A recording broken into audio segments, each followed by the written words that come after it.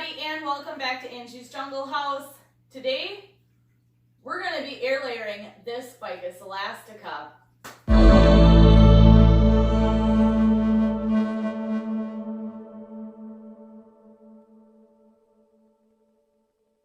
So, for those of you who are new here, welcome to my channel. We talk a lot about plants.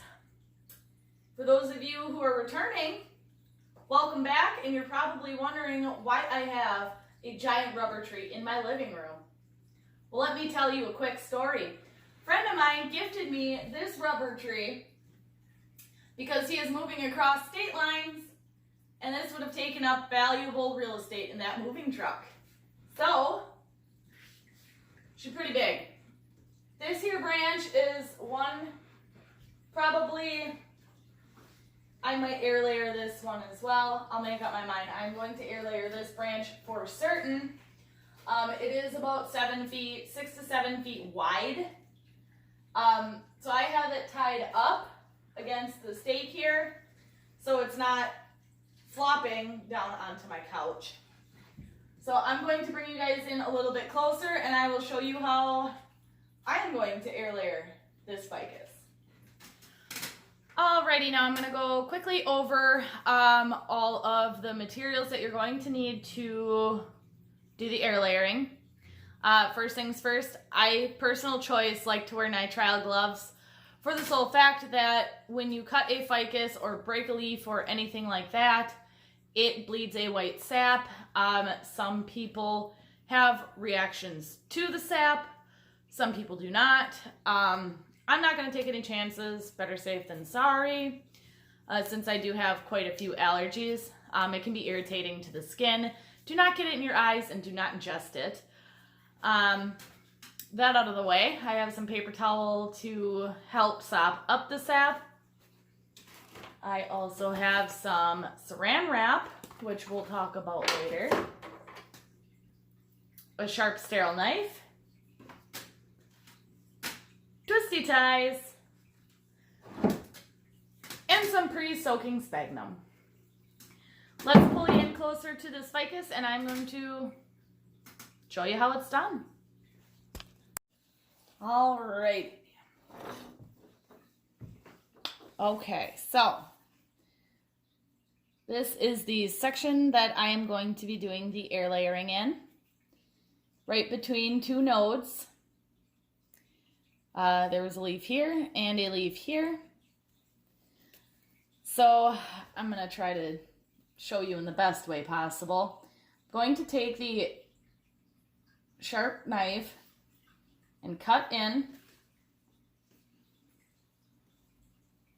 I'm scoring all of the way around in a circle. You're trying to get down deep enough to get to the barky part in the middle. You want to get through the bark. Get through the barky part. Come on, Ange. All right, so now I have this scored all the way around. I hope I've gone deep enough. Now I'm going to start up about another inch or so, right below the next node. Ooh. And do the same thing.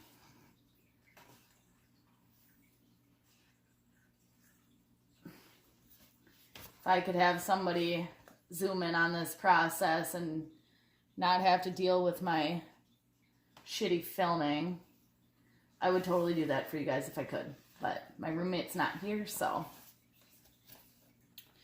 Now I have it scored right here and right here, about an inch apart. I'm going to now cut straight down without cutting myself.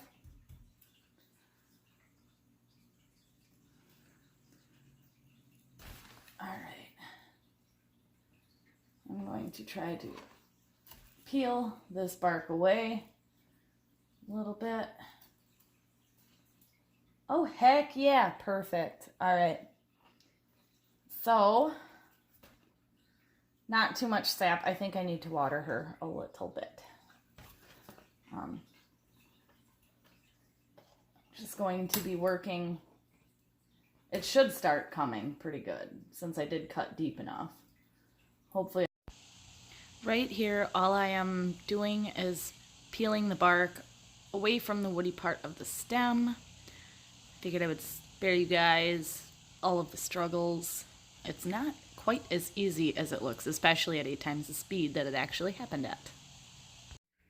This is what we are left with. All the bark is gone down to the woody part of the stem. I am going to let this dry for about a half an hour so all that sap is dried up, and I will see you guys shortly. I'm going to take some sphagnum that's been left to soak up the water and wring it out. You want it nice and moist, but not dripping wet. Now we are going to wrap this hunk of moss all the way around. Easier said than done. Saran wrap, now I'm going to do 2 layers of saran. First one to hold the moss in place a little bit. Yep, all right. Stay. And the second layer to wrap it really tight. We kind of want to make a little mini greenhouse out of it. So just like you propagate your begonias and all that in sphagnum, same concept. Yep, this is me working incredibly fast. Would you look at that? I am that good. That is what she's looking like. Now I am going to take my twisty ties and twisty it off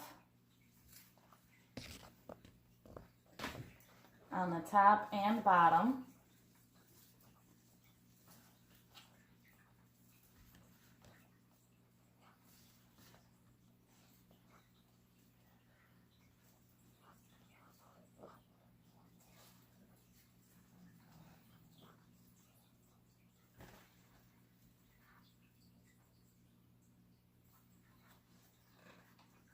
So this is what you should be left with.